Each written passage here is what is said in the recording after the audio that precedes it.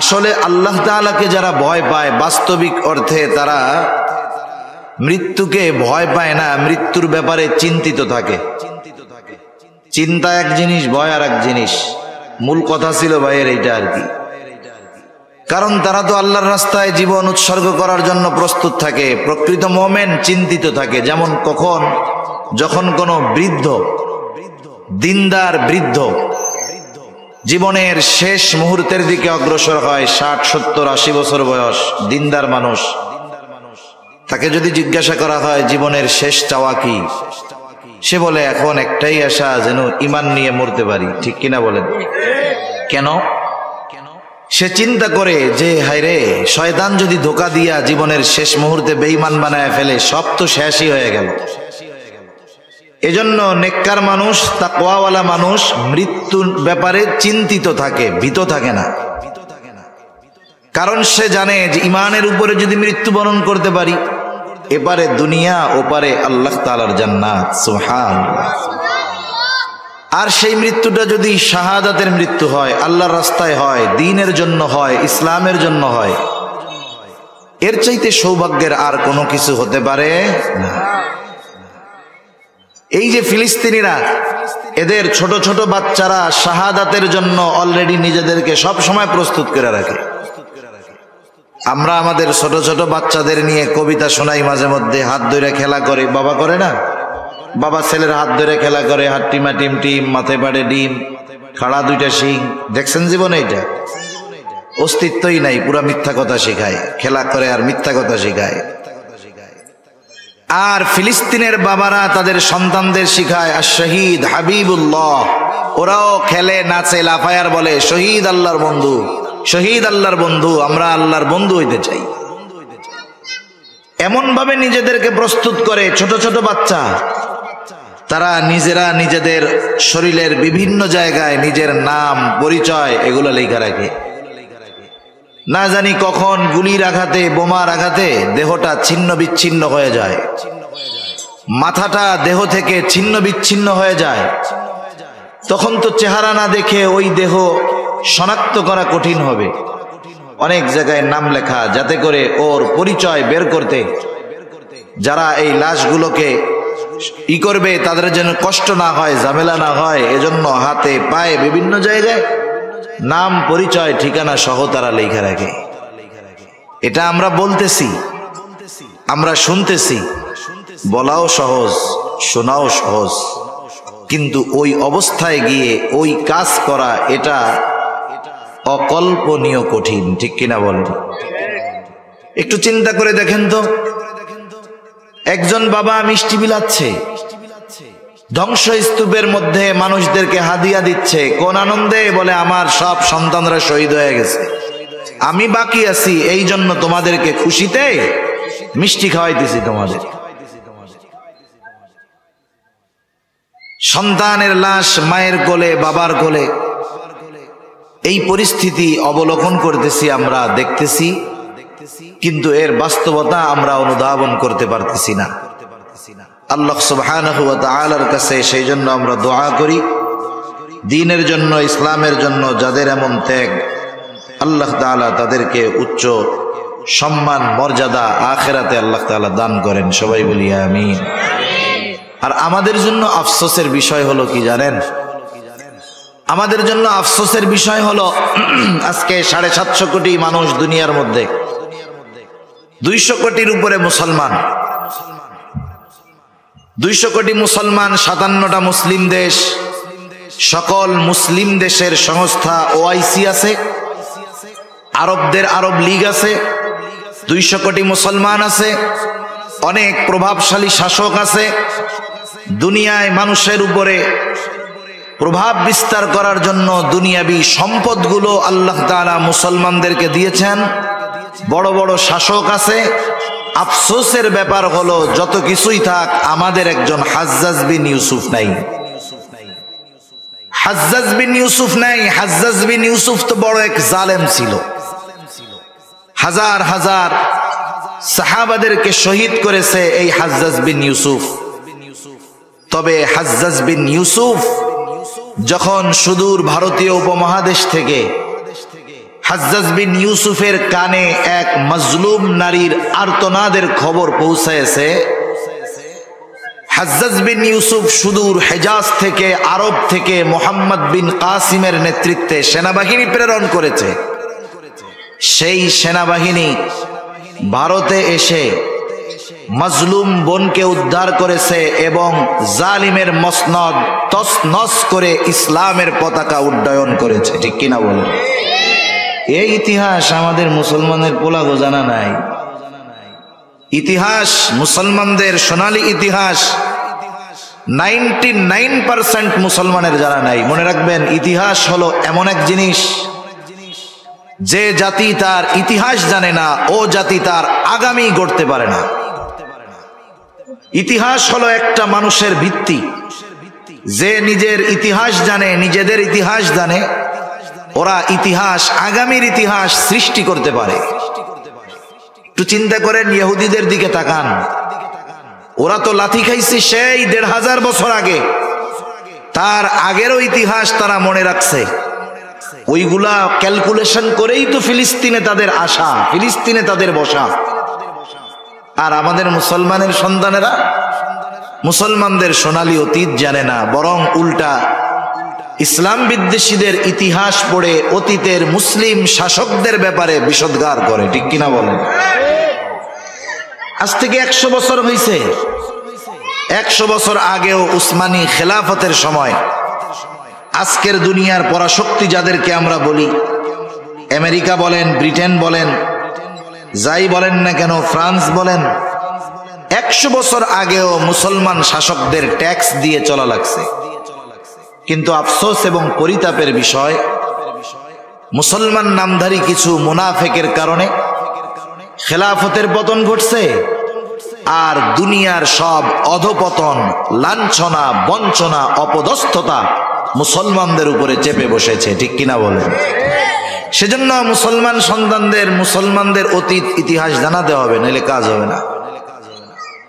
মুহাম্মদ বিন কাসিম 17 বছর বয়সে সিন্ধু বিজয় করছে, রাজা দাহিরকে পরাজিত করেছে, উপমহাদেশে ইসলামের পতাকা উড্ডয়ন করেছে হাজ্জাজ বিন ইউসুফের নির্দেশে। আফসোস, এরদোয়ান আছে, মোহাম্মদ বিন সালমান আছে, হাজ্জাজের কানে সেই প্রযুক্তিহীন সময়ে ভারতের এক মজলুম নারীর আর্তনাদের আওয়াজ পৌঁছিয়েছে ঠিক, কিন্তু আজকে 200 কোটি মুসলমানের কানে এই প্রযুক্তির কল্যাণেও গাজার 20 লক্ষ মুসলমানের আর্তনাদের আওয়াজ পৌঁছায় না। এটা আমাদের জন্য আফসোসের ব্যাপার। এখন পৌঁছায় না, কারণ কি? কারণ হলো গোটা দুনিয়ার মুসলিম শাসক সহ যারা প্রভাবশালী ব্যক্তি আছে, এদের কাঁধের উপরে শয়তান চেপে বসছে। কে চেপে বসছে? কথা কি বুঝেন নাকি ঘুম আসতেছে আপনাদের? এদের কাঁধের উপরে শয়তান চেপে বসছে। শয়তান সংখ্যায় 200 কোটি মুসলমান, কিন্তু এদের বড় একটা অংশ হয়ে গেছে শয়তানের দলের। এই জন্য কাগজে কলমে লেখায় আছে, কিন্তু বাস্তবে ওগুলো সব শয়তানের দলের লোক হয়ে গেছে। ঠিক কিনা বলে? এজন্য আল্লাহ তাআলা কোরআনুল কারীমের মধ্যে জানায় দিয়েছেন, গোটা দুনিয়াতে সব মানুষ 2 দলে বিভক্ত, পরকালেও 2 দলে বিভক্ত। আল্লাহ তাআলা বলেন, ফারীকুম ফিল জান্নাহ ওয়া ফারীকুম ফিস সাঈর। আখিরাতে একটা দল হবে জান্নাতি, আর একটা দল হবে জাহান্নামী। দুনিয়াতে যত দল, যত মত থাকুক না কেন, আল্লাহ তাআলাও বলেন দুনিয়াতে দল মূলত 2টা। কয়টা? একটু জবাব দিয়েন, কয়টা? 2টা। মুসলমানদের মধ্যে থেকেও শয়তানের দলের লোক হতে পারে। আল্লাহ সুবহানাহু ওয়া তাআলা সেই জন্য প্রথমে শয়তানের দলের লোক কারা, তাদের পরিচয় আল্লাহ তাআলা দেন। আল্লাহ তাআলা বলেন, ইস্তাহওয়াযা আলাইহিমুশ শাইতানু ফাআনসাহুম যিকরাল্লাহ উলাইকা হিজবুশ শাইতান। আল্লাহ রাব্বুল আলামিন বলেন, শয়তান তাদের উপরে চেপে বসেছে। ইস্তাহওয়াযা আলাইহিমুশ শাইতান ফাআনসাহুম যিকরাল্লাহ, শয়তান তাদের উপরে চেপে তাদেরকে আল্লাহ তাআলার স্মরণ থেকে গাফেল বানায় দিয়েছে। 200 কোটি মুসলমান থাকতে পারে, প্রভাবশালী সম্পদশালী হাজারো শত শত শাসক থাকতে পারে, কিন্তু শয়তান যখন কারো কাঁধে বসে নিয়ন্ত্রণ নিয়ে নেয়, সে তখন শয়তান যা বলে সে সেইটাই করে। আপনারা হয়তো মাঝে মধ্যে দেখে থাকবেন, দেখেছেন কিনা জানি না, আমরা ঢাকাতে মাঝে মধ্যে দেখি বিশাল বিশাল হাতি, 1.5 তলা 2 তলা সমান উঁচু এক একটা হাতি। ওই হাতির উপরে একেবারে চিকুন গঠনের ছোট্ট একটা ছেলে হাতির উপরে বসে থাকে, আর একটা লাঠি দিয়া হাতিকে নিয়ন্ত্রণ করে। ডানে যাইতে বললে ডানে যায়, বামে যাইতে বললে বামে যায়। এই বিশাল দেহি হাতিটাকে যে পরিচালনা করে, বলেন তো তার শক্তিটা হাতির মতো নাকি? তার শক্তিটা হাতির মতো না, কিন্তু এরপরেও এত দুর্বল গঠনের একটা মানুষ কেন হাতিকে নিয়ন্ত্রণ করতে পারে? এর একটা কারণ হতে পারে, 1 নাম্বার, হাতি তার নিজের শক্তি সামর্থ্যের ব্যাপারে তার অনুধাবন নাই, জানা নাই। ও মনে করে আমার ঘাড়ের উপরে বৈশা আমাকে যে চালায়, সে নিশ্চয়ই আমার চাইতে শক্তিশালী হবে বিদায় এই জন্য আমার ঘাড়ে বৈশা থাকে। হাতি যদি বাস্তবে বুঝতে পারত আমাকে যে চালায় সে এতটা দুর্বল, সুর দিয়ে একটা চাপ দিলে আলু ভর্তার মতো হয়ে যাবে, তাহলে কিন্তু হাতি তার উপরে বসে থাকা লোকটার কাছে বশ মানত না। মুসলমানদের অবস্থা ওই রকম। আল্লাহ তাআলা শক্তি দিয়েছে, সামর্থ্য দিয়েছে, কিন্তু যখন কাঁধের উপরে শয়তান চেপে বসেছে, মুসলমান আল্লাহকে ভুলে গেছে, ঈমানি শক্তির কথা ভুলে গেছে। এই জন্য শয়তান ওই মুসলমানদেরকে যেভাবে চালায় তারা সেভাবেই চলে। আল্লাহ তাআলা সেই কথা বলেন, ইস্তাহওয়াযা আলাইহিমুশ শাইতানু ফাআনসাহুম যিকরাল্লাহ, শয়তান তাদের উপরে চেপে বসেছে, তাদেরকে আল্লাহর স্মরণ থেকে গাফেল বানায় দিয়েছে। যাদের ঘাড়ে শয়তান চাপলো আল্লাহ তাআলার বিধিবিধানকে ভুলায় দিল। আল্লাহ তাআলাই বলেন, শুনে নাও, উলাইকা হিজবুশ শাইতান, এই লোকগুলোই হলো শয়তানের দলের লোক। আল্লাহ তাআলা বান্দার প্রতি কত মেহেরবান, দয়ালু। শয়তানের সাথে আমাদের সম্পর্ক কি আল্লাহ তাআলা এটা জানায় দিয়েছে। আল্লাহ রাব্বুল আলামিন এক জায়গায় বলেন, শয়তান হলো তোমাদের প্রকাশ্য দুশমন। আল্লাহ রাব্বুল আলামিনের আদেশে সব ফেরেশতারা আদম আলাইহিস সালামকে সিজদা দিল। সব ফেরেশতারা আদম আলাইহিস সালামকে সিজদা দিল, কিন্তু ইবলিস আল্লাহ তাআলার আদেশ অমান্য করলো। আল্লাহ তাআলার আদেশ অমান্য করে আদম আলাইহিস সালামকে সিজদা দিল না।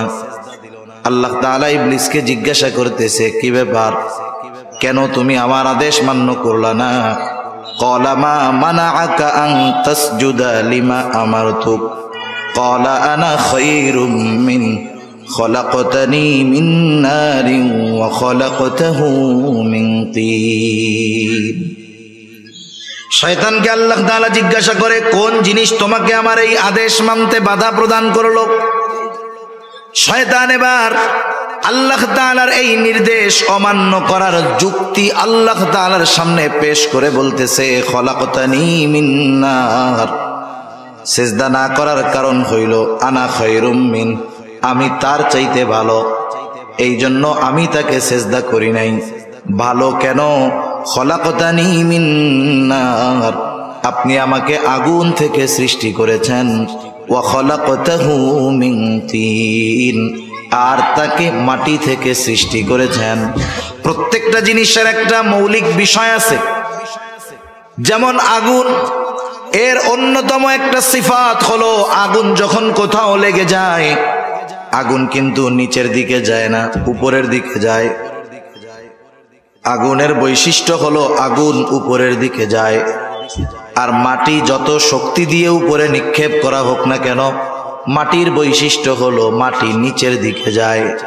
শয়তান বোঝাতে চায় আমার সৃষ্টির মৌলিক বস্তু যেহেতু আগুন, তার গতি হলো ঊর্ধ্বমুখী। আদম সৃষ্টির মৌলিক বস্তু হলো মাটি, তার গতি হলো নিম্নমুখী। সেই জন্য ঊর্ধ্বমুখী একটা জিনিস নিম্নমুখী একটা জিনিসকে সেজদা করতে পারে না। আর যে ঊর্ধ্বমুখী সে নিম্নমুখীর চাইতে উত্তম। এই জন্য আমি আদমকে সেজদা করি নাই। মূল কথা হলো আল্লাহ তাআলার নির্দেশ, আদেশ, ফরমান আসার পর কোন যুক্তির পেছনে দৌড়ানো এটা কোন মুমিনের জন্য শোভনীয় হতে পারে। মুমিন যখন দেখবে এখানে আল্লাহ তাআলার সুস্পষ্ট নির্দেশ আছে, হয়তো করার নির্দেশ নয়তো বর্জনের নির্দেশ, কেন আল্লাহ তাআলা করলেন এই কেনর পেছনে না পড়ে নির্দেশ করেছেন আল্লাহ, বিনা যুক্তিতে যে এই আদেশ মেনে নিবে সে তো কামিয়াব। আর যে কারণ খুঁজতে যাবে, কারণ খুঁজতে গিয়ে যদি কারণ বের করতে না পারে, আল্লাহ না করুন শয়তানের ধোকায় পড়ে ঈমানহীন হয়ে যাওয়ার আশঙ্কা আছে। আমাদের দেশে মুসলিম ঘর থেকে নাস্তিক হয়, ও নাস্তিক হয়ে জন্ম নেয় না। মুসলিম ঘর থেকে নাস্তিক হয় কেন?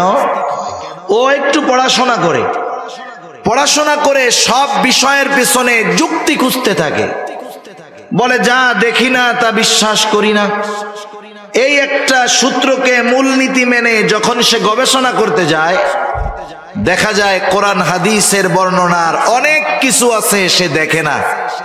সে দেখে না তাই মানে না, আর মানে না তাই ঈমানদারও আর থাকে না। ঠিক কিনা বলেন? এজন্য আল্লাহ তাআলার পক্ষ থেকে যখন কোনো নির্দেশ, আদেশ আসবে, নির্দ্বিধায় সেটা মেনে নিতে হবে আমাদের।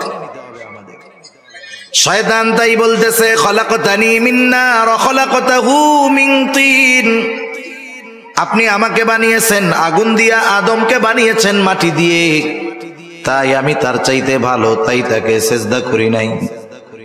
আল্লাহ তাআলার আদেশ ইবলিস মানে নাই। আল্লাহ তাআলা বললেন ক্বালা ফাখরুজ মিনহা ফাইন্নাকা রাজিম ওয়া ইন্না আলাইকা লা'নাতি ইলা ইয়াউমিদ্দিন। আল্লাহ তাআলা বললেন তুই বের হয়ে যা, তুই অভিশপ্ত, বের হয়ে যা। ওয়া ইন্না আলাইকা লা'নাতি ইলা ইয়াউমিদ্দিন। আল্লাহ তাআলা বললেন তোর উপরে আমার লানত একেবারে কিয়ামতের দিবস পর্যন্ত, তোর উপরে আমার লানত। এইবার ইবলিস অহংকারের কারণে কিন্তু সে সেজদা করে নাই। আদম আলাইহিস সালামকে সেজদা না করার যেই কারণগুলোর মধ্যে অন্যতম একটা কারণ হলো ইস্তাকবারা, সে অহংকার করেছে, তাকাব্বুরি করেছে। সেই জন্য সমাজে কোনো পাপী যদি অহংকারী হয়, ওই পাপীর পাপ থেকে ফিরে আসাটা তার জন্য কঠিন হয়ে যায়। সমাজে কিছু পাপী আছে না বুঝা পাপ করে, আর কিছু পাপী আছে সাথে অহংকারও করে। দুইজনের মধ্যে তফাৎ আছে। মনে করেন জুমার দিনে আসছে মসজিদে, ইমাম সাহেব আলোচনা করতেছে। পাপী যদি সাধারণ পাপী হয়, ও যখন জানবে যে আমার এই পাপের ক্ষতি হলো এইটা, এই পাপের কারণে আমার দুনিয়া আখিরাত বরবাদ হবে, ও ওই পাপ না ছাড়লেও কমপক্ষে নিজের মধ্যে একটা চিন্তা আসবে যে এই গুনাহটা ছাড়ার দরকার। কিন্তু পাপী যদি অহংকারী হয়, তাহলে ইমাম সাহেবের এই বক্তব্য তার চিন্তার খোরাক হবে না, বরং এমনও হতে পারে ইমাম সাহেবের এই বক্তব্য তার অহংকারের কারণে ইমাম সাহেবের বিপদের কারণ হতে পারে। ঠিক কিনা বলেন? মাঝে মধ্যে দেখেন না, অনেক জায়গায় ইমাম সাহেব মাদকের বিরুদ্ধে বয়ান দিছে। এখন ওই এলাকার বড় মাদক ব্যবসায়ী হইল ওই এলাকার বড় লিডার, দিমাগ নিয়ে, অহংকার নিয়ে চলে। সে এই বয়ানে পরিবর্তন কোথায়, বরং উল্টা ইমামের উপরে আবার হামলা করে। হয় কি হয় না? হয়। সুদখোরের বিরুদ্ধে ইমাম সাহেব বলছে, সুদখোর এত জঘন্য এক পাপ সুদ। এই সুদ ছাড়া তো বহু দূরের কথা, সুদের কথা কেন বললো? আমরা খাই। অহংকার করে ইমামের উপরে আক্রমণ করে এমন ঘটনা কম বেশি আমাদের দেশে ঘটে কি ঘটে না? ঘটে। আল্লাহ তাআলা যখন বললেন তুই বের হয়ে যা, শয়তান তখন অনুতপ্ত হয় নাই, আল্লাহ তাআলার কাছে ক্ষমা চায় নাই, বরং অহংকারের কারণে সে ক্ষমা আল্লাহ তাআলার কাছে চায় নাই, বরং উল্টা সে আল্লাহ তাআলার কাছে আরজি পেশ করতেছে, ক্বালা রাব্বি ফাআনযিরনি ইলা ইয়াউমি ইউবআসুন قال فإنك من المنظرين إلى يوم الوقت المعلوم। শয়তান আল্লাহ তাআলার কাছে বলতেছে আপনি আমাকে কিয়ামতের দিবস পর্যন্ত অবকাশ দেন, সুযোগ দেন, হায়াত দেন, কারণ যেই বনি আদমের কারণে আমার উপরে লানাত, আমার সব আমল বরবাদ হয়ে গেল। ওই বনি আদম দুনিয়ার মধ্যে কিয়ামত পর্যন্ত আবাদ করবে। বনি আদম মানুষের আদি পিতা আদমের সাথে যেহেতু আমার দুশ্মনী, এ দুশ্মনী আদম পর্যন্ত শেষ নয়। আদমের বংশধর যেহেতু কিয়ামত পর্যন্ত দুনিয়ায় থাকবে। আয় আল্লাহ রব্বি আনযিরনি ইলা ইয়াউমি ইউবআসুন, আপনি আমাকেও পুনরুত্থান দিবস পর্যন্ত অবকাশ দিয়ে দেন। ওরা যতদিন থাকবে দুনিয়ায় আমিও থাকতে চাই। এ দুশ্মনী চলবে। এ দুশ্মনী ওর বাবার সাথে শুধু তা নয়, কিয়ামত পর্যন্ত এই আদমের বংশধর দুনিয়ায় থাকবে, সকলের সাথেই আমার দুশ্মনী। এই দুশ্মনী যে আছে শয়তানের সাথে, স্মরণ করিয়েছেন কে? কথা বলেন না কেন? কে? আরো জোরে বলেন কে? আল্লাহর নাম বলতে কষ্ট হয় মনে হয়, ওই কোনার মানুষগুলোর একটু কষ্ট কষ্ট লাগে। আপনি বলেন তো, আপনি যদি জোরে আল্লাহর নাম বইলে এখন মইরা যান, মুফতি সাহেব আছে, জিজ্ঞাসা করেন আপনার মতো সৌভাগ্য আর কেউ নাই। আল্লাহর নাম যদি জবানে শেষ কথা হয় আর জোরে কইতে গিয়া যদি মইরা যান, আপনার চাইতে সৌভাগ্যবান আর কে আছে? তাহলে আপনাকে খুসা দিয়াও আল্লাহর নাম বাইর করা যায় না, তাহলে মরার সময় কালিমা কেমনে বাইর হইব? এটা একটু চিন্তা করেন। শয়তানের সাথে আমাদের দুশ্মনী, এ খবর জানাইছেন কে? মাশাআল্লাহ, মোটামুটি হইছে।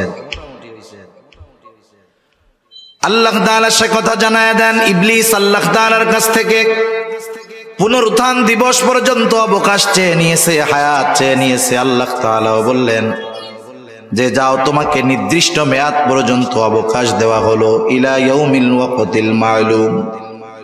শয়তান যখন তার এই দাবিটা আল্লাহ তাআলার কাছ থেকে ফাঁস করায় নিয়েছে, এবার আমাদের ব্যাপারে শয়তান আল্লাহ তাআলার সামনে কি বলে শুনে নেন। শয়তান এবার বলতেছে, ক্বালা ফাবিইজ্জাতিকা লাউগওয়িয়ান্নাহুম আজমাঈন ইল্লা ইবাদাকা মিনহুমুল মুখলাসিন। শয়তান কেমন যেন বলতেছে, রব আল্লাহ, যেহেতু আপনি আমাকে একেবারে কিয়ামত পর্যন্ত অবকাশ দিলেন, সুযোগ দিলেন, আমি তো বনি আদমের মধ্যে থাকতে পারবো, আমি তাদেরকে ধোঁকা দিব। আপনার ইজ্জতের কসম রব, আপনার ইজ্জতের কসম, সবগুলোকে আমি পথভ্রষ্ট করে ফেলবো, জাহান্নামী বানায় ফেলবো। ইল্লা ইবাদাকা মিনহুমুল মুখলাসিন, তবে আপনার একনিষ্ঠ বান্দাগুলো ছাড়া। আল্লাহ তাআলাও জানায় দিলেন, আমি আমার বান্দাদেরকে তোর ব্যাপারে সতর্ক করব, সব কথা জানায় দিব। এরপরেও যারা আমার কথাগুলো জানবার পরে তোর দলভুক্ত হবে, শুনানে লাআমলাআন্না জাহান্নামা মিনকা ওয়া মিম্মান তাবিআকা মিনহুম আজমাঈন। আমি তো আমার বান্দাদের সতর্ক করে দিব তোর ব্যাপারে, এরপরেও যারা তোর দলভুক্ত হবে, শুনানে তুই আর তোর অনুসারীদেরকে দিয়া আমি আমার জাহান্নামকে পরিপূর্ণ করব। সেজন্য আল্লাহ তাআলা শয়তানের সাথে আমাদের সম্পর্কের কথা বারবার স্মরণ করায় দেন। শুধু তাই না, কথার কথা, মনে করেন আপনি একজন নেতার পেছনে দৌড়াবেন। এখন নেতা আপনাদের সামনে নিয়ে বক্তব্য দিল, শোনো তোমরা আমাকে নেতা মানছো ভালো কথা, কিন্তু তোমরা যদি কোনো বিপদে পড়ো আমি কিন্তু তোমাদের সাথে নাই। বলেন তো এই রকম বক্তব্য যদি কোনো নেতা দেয়, এই বক্তব্যের পরে তার সামনে মাইকের স্পিকার আর ডান পাশে মাইকওয়ালা ছাড়া আর কেউ থাকবে নাকি? বলবে যে তোমার জন্য আমরা ময়দানে নামবো, বিপদে পড়লে তুমি সাথে নাই, তাইলে তোমার মতো নেতা আমাদের দরকার নাই। দুনিয়াতে যারা শয়তানকে নেতা মানবে, শয়তানের নেতৃত্ব মেনে নিবে, কিয়ামতের দিন কঠিন মুসিবতের সময়, সবচাইতে বড় মুসিবতের সময় কিন্তু তাদের নেতা তাদের সাথে থাকবে না। শয়তান সেই দিন তার অনুসারীদের সাথে কেমন আচরণ করবে, দয়াময় মালিক আল্লাহ রব্বুল আলামিন সেই দিন শয়তান তার অনুসারীদের সামনে কি কথা বলবে, কি বক্তব্য দিবে, সেই বক্তব্যটাও আল্লাহ তাআলা আমাদের জানায় দিয়েছে। আল্লাহ তাআলা কোরআনুল কারীমের মধ্যে বলেন, وقال الشيطان لما قضي الأمر إن الله وعدكم وعد الحق ووعدتكم فأخلفتكم وما كان لي عليكم من سلطان إلا أن دعوتكم فاستجبتم لي فلا تلوموني ولوموا أنفسكم ما أنا بمصرخكم وما أنتم بمصرخي إني كفرت بما أشركتموني من قبل। আল্লাহ তাআলা আমাদের জানায় দিলেন, কিন্তু বক্তব্যটা হলো শয়তানের, যেটা কিয়ামতের ময়দানে দিবে। আল্লাহ তাআলা আমাদেরকে জানায় দিয়েছেন কত আগে কি করবে সেই দিন শয়তান। আল্লাহ তাআলা বলেন, ওয়াকালা আশ-শাইতানু লাম্মা কুদিয়াল আমর, সব কিছুর যখন চূড়ান্ত ফয়সালা হয়ে যাবে, এইবার শয়তানের দলের অনুসারী যারা, তারা শয়তানকে খুঁজতে থাকবে যে আমাদের তো নিশ্চিত হয়ে গেল জাহান্নাম, কে আমাদের জন্য একটু সুপারিশ করবে। মৃত্যুদণ্ড যখন কারো কার্যকর হয়ে যায়, আপিল করে, জজ কোর্টে হইলে হাইকোর্টে, সুপ্রিম কোর্টে গিয়া করে, সুপ্রিম কোর্টে যদি রায় হয় রাষ্ট্রপতির কাছে গিয়া করে। ওরা চিন্তা করবে আমাদের জন্য তো জাহান্নাম অবধারিত, কিন্তু কে আছে আমাদের জন্য আজকে সুপারিশ করবে, আমাদেরকে এই বিপদ থেকে উদ্ধার করবে। দুনিয়ায় যেহেতু তারা শয়তানের সাথে ছিল, এইবার তারা শয়তানকে খুঁজতে থাকবে। তাফসীরের মধ্যে আসছে, দূরে তাকায় দেখবে ওই যে শয়তানকে দেখা যায়, এইবার সকলে মিলে শয়তানের দিকে দৌড় শুরু করবে। শয়তান দৌড়াইতে থাকবে, দৌড়াইতে থাকবে। কিছু দূর যাবার পর শয়তান তাদের দিকে ঘুরে ফিরে দাঁড়ায় যাবে, দৌড়ানো মানুষগুলো দাঁড়ায় যাবে, চিন্তা করবে এইবার বুঝি শয়তান আমাদেরকে কোনো আশার বাণী শোনাবে, যাতে করে আমরা এই বিপদ থেকে বাঁচতে পারবো। ওই দিন দাঁড়ায়া শয়তান গোটা দুনিয়ার শুরু থেকে নিয়ে শেষ পর্যন্ত তার যত অনুসারী ছিল, তাদের সামনে যেই বক্তব্যটা দিবে আল্লাহ তাআলা সেই বক্তব্যটাই বলতেছেন। শয়তান প্রথমেই বলবে, ইন্নাল্লাহা ওয়া'আদাকুম ওয়া'দাল হক। শয়তান প্রথমেই বলবে, ইন্নাল্লাহা ওয়া'আদাকুম ওয়া'দাল হক, নিশ্চয়ই আল্লাহ তাআলা তোমাদের সাথে যা ওয়াদা করেছেন সব ওয়াদা সত্য। এখন প্রশ্ন হলো, আল্লাহ তাআলা কি ওয়াদা করছেন আমাদের সাথে? আল্লাহ তাআলার যত প্রতিশ্রুতি আছে, যত ওয়াদা আছে, সব ওয়াদা যদি বিশ্লেষণ করা হয় সারমর্ম হয় দুইটা। কয়টা? জোরে বলেন না, কয়টা? এত খুশা কথা কইলাম, এরপরেও আপনাকে দুইবার কওয়া লাগেছে, জোরে বলেন। জোরে বলেন বলা রাখবে কেন? জিজ্ঞাসা করছি, যেটা নতুন কিছু জিজ্ঞাসা করছি। আগেই বলছি যে আল্লাহ তাআলা যত ওয়াদা দিয়েছেন সব ওয়াদার সারমর্ম দুইটা, এরপরে জিজ্ঞাসা করছি কয়টা। আগে হলো উত্তর বইলা দিছি, এরপরে জিজ্ঞাসা করছি, এরপরেও আপনারা মুখে কুলুপাইটা বসে থাকেন। নাকি কথা বলবেন না নিয়ত করছেন?